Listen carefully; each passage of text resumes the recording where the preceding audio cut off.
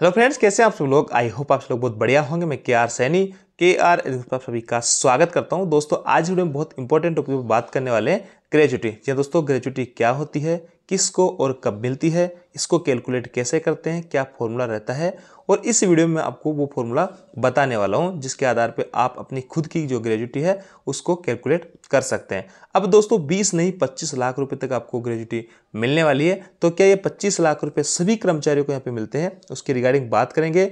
Gratuity को लेकर आपके मन में जो भी डाउट है A to Z जानकारी आपको इस वीडियो में मिलेगी कि ग्रेजुटी के ऊपर इनकम टैक्स जो है लगता है नहीं लगता है, क्या इसके रूल रेगुलेशन है, किनको इसका ज़्यादा फायदा होगा, 25 लाख तक की जो लिमिट है वो क्या यूपीएस में मिलेगी, एनपीएस में और ओपीएस तीनों के अंदर ग्रेजुटी मिलती है। अब देखिए दोस्तों, रिसेंटली 18 तारीख को जो है 18 जून, इसी 18 जून को ये जो डेथ कम जो ग्रेजुटी है वो यूपीएस के अंदर भी लागू कर दी गई है। यहाँ भी आप जो है 25 लाख रुपए तक अपनी ग्रेजुटी ले सकते हैं। तो अब यूपीएस में भी आपको मिला करेगी, एनपीएस में भी आपको ग्रेजुटी मिलती है और ओपीएस में तो मिलती ही थी। तो ऐसे में ग्रेजुटी अब जो है तीनों ही पेंशन स्कीम में आपको मिलने वाली है मैक्सिमम 25 लाख रुपए तक।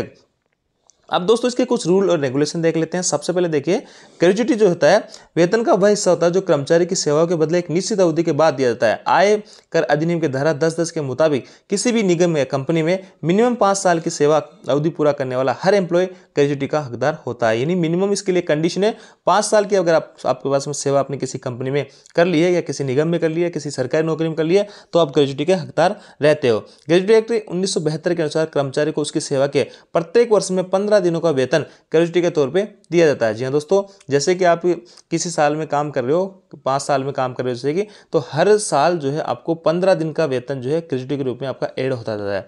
अब 5 साल आपने काम किया तो 15 को 5 से मल्टीप्लाई करेंगे तो 75 दिन आपका जो, जब रिटायरमेंट हो रहा है, आप जब जॉब छोड़ रहे हो तो उस दिन से 75 दिन का पेमेंट जो है आपका ग्रेजुटी के रूप में बन जाता है। इसको भी अपन कैलकुलेट करके देखेंगे तो यहाँ से आपको क्लियर हुआ होगा कि आपको जो है 5 साल की मिनिमम सेवा होनी चाहिए, और कोई जो प्राइवेट कंपनी है तो उसमें कम से कम 10 कर्मचारियों वाली कंपनी होनी चाहिए, तभी वो ग्रेजुटी देने के लायक मानी जाती है। ये एक रूल होता है। अब देखिए दोस्तों का फॉर्मूला मैं बताता हूँ कि इसके अंदर क्या होता है। जब आप जॉब छोड़ रहे हो, जब आपका रिटायरमेंट हो रहा हो, या फिर आपका जो है कंपनी से निकाला जा रहा हो, किसी भी कारण से 5 साल की सेवा के बाद में, तो आपका क्या होगा यहाँ पे बेसिक सैलरी जो होगी, जब आप रिटायरमेंट हो रहे हो या जब आप कंपनी छोड़ रहे हो उस टाइम पे, तो आपको, और उसमें आपको महंगाई भत्ता क्या दिया जा रहा है, इन दोनों को अपन ऐड करेंगे।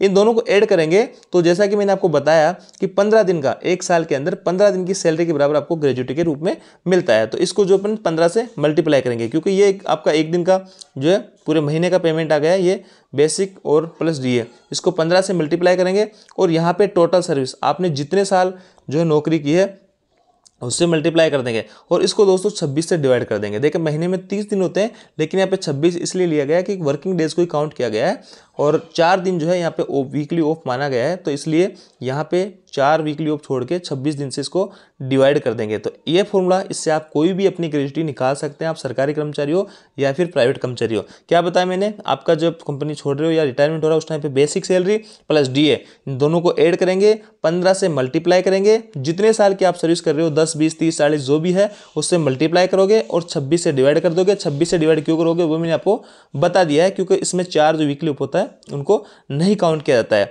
अब देखिए दोस्तों, केस फर्स्ट मैं आपको बता रहा हूं। जैसे कि अभी रेलवे के अंदर कोई कर्मचारी, सपोज दैट कोई भाई रिटायरमेंट हो रहा है या किसी कंपनी के अंदर कोई काम कर रहा है, वो जॉब छोड़ रहा है, तो मैं अभी एक जो उदाहरण जो समझा रहा हूं वो आपको गवर्नमेंट कर्मचारी के आधार पर समझा रहा हूं। अभी डीए जो है आपका 55% चल रहा है। तो ऐसे में दोस्तों, अगर कोई ग्रुप डी वाला कर्मचारी अभी रिटायरमेंट होता है तो उनकी जो है बेसिक ये 60-70 हज़ार के आसपास आपको देखने को मिलेगी, 50 से 60 हज़ार 70 हज़ार ऐसे। लेंथ ऑफ सर्विस अगर किसी की ज़्यादा है तो थोड़ा सा ज़्यादा देखने को मिलेगा, और लेंथ ऑफ सर्विस कम है किसी की तो थोड़ा सा कम बेसिक देखने को मिल सकता है। कोई रिटायरमेंट हो रहा है कर्मचारी तो मान लेते हैं उसका 60,000 बेसिक है, अभी 55% डीए चल रहा है तो 33,000 इसका डीए हो गया। इसको अपन मल्टीप्लाई करेंगे 15 से। और देखिए दोस्तों, मैं यहाँ पे ऑन एंड एवरेज मान के चल रहा हूँ कि पुराने जो कर्मचारी हो, हालांकि काफ़ी लोग जो 40-40 साल की भी सर्विस करते थे, लेकिन मैं ऑन एंड एवरेज मान के चल रहा हूँ कि 34 साल की सर्विस यहाँ पे होगी। किसी की अगर 30 की है तो 30 रख लेंगे, 25 है तो 25 रख लेंगे। यहाँ पे ये लेंथ ऑफ सर्विस है, और इसको मैंने 26 से जब डिवाइड किया तो इसकी जो ग्रेजुटी निकल के आ रही है 18,24,230 रुपये। तो इस कर्मचारी को जो ग्रेजुटी की सीलिंग बढ़ी यहाँ पे 20 से 25 लाख रुपए, उसमें कोई भी फायदा नहीं होने वाला है, क्योंकि दोस्तों 20 लाख पहले भी मिल रही थी ग्रेजुटी, और इसकी जो ग्रेजुटी बन रही है वो 18,24,000, 20 लाख से भी कम ही बन रही है। तो ऐसे में जो नया रूल आया है तो उससे इस भाई को कोई फायदा नहीं होने वाला है। अब सेकेंड केस अपन देख लेते हैं केस सेकंड है, एक कर्मचारी है जिसका बेसिक जो है 80,000 रुपये है और यहाँ पे ये आपका डीए हो गया, ये 15 से और 34 साल की सर्विस मान लेते हैं, 26 से डिवाइड किया तो 24,32,307 रुपये यहाँ पे निकल के आ रहा है। तो देखिए इस कर्मचारी को यहाँ पे फायदा होने वाला है, क्योंकि पहले जो 20 लाख वाला रूल था अगर वो लागू होता तो इनको 4,32,000 का नुकसान हो जाता है, इनको मैक्सिमम जो ग्रेजुटी होती है वो 20 लाख रुपये मिलती, लेकिन अब जो है सीलिंग बढ़ा के 25 लाख कर दी गई है। तो ऐसे में इस कर्मचारी को 4,32,307 रुपये जो है ज़्यादा मिलेगा। तो ये बहुत अच्छी बात है, जिन कर्मचारी को अच्छा खासा बेसिक है, 20 लाख प्लस ग्रेजुटी जिनकी बन रही है, तो इस रूल से आपको अच्छा खासा फायदा यहाँ पे देखने को मिलेगा। तो ये आपका केस सेकंड हो जाता है। देखिए दोस्तों यहाँ पे आपकी जो भी लेंथ ऑफ सर्विस रहेगी वो रख लेंगे, यहाँ पे बेसिक, ये मैंने एक एग्जांपल के माध्यम से आपको समझाने की कोशिश कर रहा हूँ। आगे केस थर्ड है दोस्तों, जैसे कि कोई अच्छे लेवल पे हैं जिसका जो स्टेट मास्टर वगैरह होते हैं इनका जैसे कि लाख रुपए के करीब बेसिक पहुंच जाता है रिटायरमेंट तक, अभी फिलहाल मैं बात करूं, और 55% डीए है, 15 और 34 से इसको मल्टीप्लाई करें, वही 34 साल मैंने सर्विस काउंट की है, 26 से अपन डिवाइड कर देंगे तो इनकी जो ग्रेजुटी बन रही है 30,40,384 रुपये थी। यहाँ पे देखिए इन कर्मचारियों की ग्रेजुटी बन रही है 30 लाख, लेकिन मैक्सिमम सीलिंग जो है 25 लाख है, तो इससे में इनको 25 लाख रुपए ही मिलेंगे। 25 लाख रुपए से 1 रुपया भी अधिक नहीं मिलेगा, क्योंकि उस पर सीलिंग लगा हुआ कि मैक्सिमम 25 लाख तक की आप ग्रेजुटी ले सकते हैं। 25 लाख से भले ही कितनी भी ऊपर आपकी ग्रेजुटी बन रही होगी, तो ऐसे में इनको जो है यहाँ पे 25 लाख तक ही मिल सकते हैं। लेकिन दोस्तों फिर भी 5 लाख का इनको सीधा सीधा फायदा आ रहा है। जो पहले सीलिंग 20 लाख तक की थी और अगर इनकी ग्रेजुटी 30 लाख बन रही होती है तो उनको 20 लाख ही मिलता। ये 30 लाख 25 लाख के होने से इनको 5 लाख का यहाँ पे फायदा हो जा रहा है। लेकिन दोस्तों अगर ग्रेजुटी मान लो कि अगर कोई अनलिमिटेड होती है, इसकी सीलिंग नहीं होती है, तो इनको पूरा 30,40,384 रुपये मिलता। तो यहाँ से क्लियर समझ आएगा तीसरे एग्जाम्पल से भी। अब कोई कर्मचारी ऐसी है जिनकी बेसिक बहुत ही कम है 40,000 के आसपास, तो उनको भी ये जो नया रूल आया है 25 लाख होने वाला, उससे भी कोई फायदा नहीं होगा। इनकी ग्रेजुटी जो बन रही है 12,16,153। आप खुद अपनी कैलकुलेट कर सकते हैं, एज्यूम कर सकते हैं आपकी ग्रेजुटी कितनी बन रही है, आप रिटायरमेंट के करीब हो या फिर जो है आप एज्यूम करके देख सकते हो कि आपकी जो है रिटायरमेंट के आसपास तक कितनी बेसिक डीए वगैरह होके और कितनी ग्रेजुटी बन सकती है। तो आप हमें कमेंट करके बता सकते हैं। अब देखिए दोस्तों ग्रेजुटी को लेकर अभी हाल ही में 18 तारीख को ही यहाँ पे लेटर जारी हुआ था कि यूपीएस के अंदर भी डेथ कम जो ग्रेजुटी हम लागू कर रहे हैं और यहाँ पे और सभी चीज़ें हम लागू करने जा रहे हैं, और यूपीएस में, एनपीएस में, ओपीएस में, तीनों में आपकी ग्रेजुटी लागू हो गई है।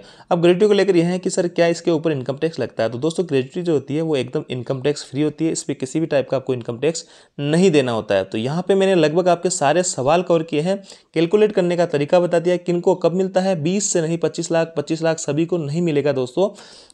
जिनकी जो है 20 लाख से ऊपर जो जा रहे हैं लोग, उन्हीं को फायदा इसमें होने वाला है। बाकी 20 लाख से नीचे जिनकी है तो इतना पहले भी मिला करता था, तो ऐसे में उन लोगों को यहाँ पे फायदा नहीं होने वाला है।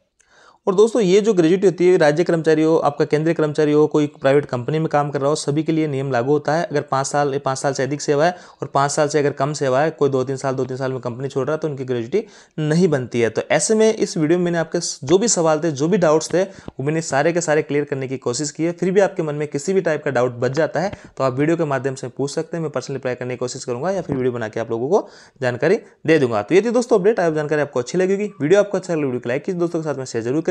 हमारा टेलीग्राम ग्रुप जिसका लिंक डिस्क्रिप्शन दिया उसको जाकर आप ज्वाइन कर सकते हैं। Thank you.